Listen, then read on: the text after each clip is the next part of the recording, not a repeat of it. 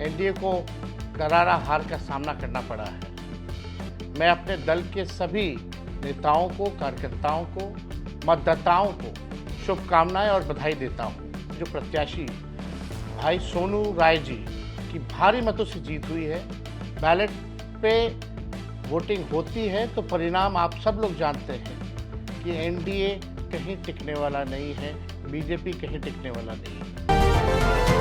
नमस्कार, मेरा नाम है अभिमन्यु कुमार। आप देखना शुरू कर दिए हैं स्वराज पोस्ट। देखिए, बड़ा झटका लगा है बिहार एनडीए गठबंधन को। जी हाँ, बिल्कुल आपने सही सुना।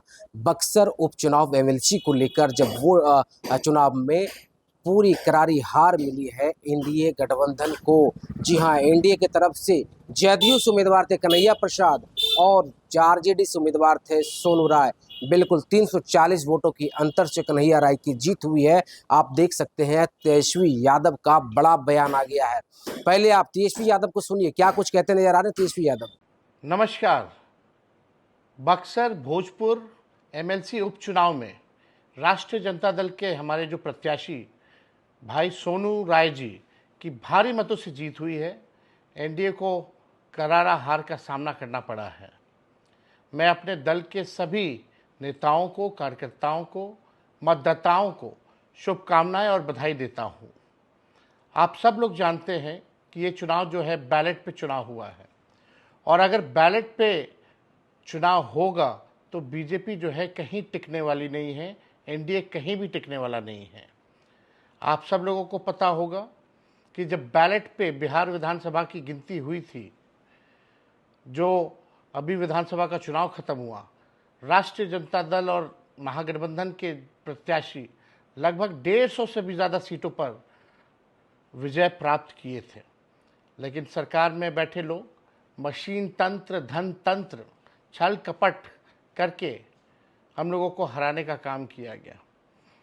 आज भी अगर मशीन से गिनतियां होती हैं तो पूरा दिन लग जाता है, रात के 1-2 बजे तक गिनती होती है। पहले भी वही होता था, लेकिन कोई फ़र्क नहीं है।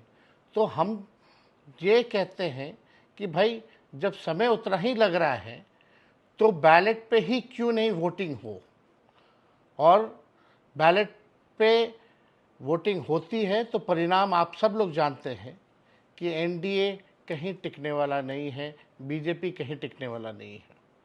मैं पुनः बक्सर के, भोजपुर के मतदाताओं को, पार्टी के कार्यकर्ताओं को, हमारे गठबंधन के नेताओं को मैं दिल से धन्यवाद देना चाहता हूँ। तो देखिए, अभी आप तेजस्वी प्रसाद यादव को सुन रहे थे। साफ तो उन्होंने कहा कि देखिए, ये बैलेट पेपर पर चुनाव हुआ है। अगर बैलेट पेपर पर चुनाव नहीं हुआ होता, अगर बिहार विधानसभा 2025 अगर बैलेट पेपर पर होता तो शायद महागठबंधन की जीत हो रही होती और हम 150 सीटों पर चुनाव बिहार में जीत रहे थे। लेकिन जिस तरीके से ईवीएम घोटाले और तमाम मशीन तंत्र की पर सीधे तौर पर आरोप जो पहले भी लगाते रहे और उस पर आरोप भी फिर से लगाते नजर आ रहे हैं और कह रहे हैं कि अगर ईवीएम से वोटिंग अगर इस बार भी कराया जाता तो आरजेडी की हार होती। लेकिन बैलेट पेपर से चुनाव हुआ, इसकी वजह से जो है आरजेडी की जीत हुई है, महागठबंधन की जीत हुई है, सोनू राय की जीत हुई है।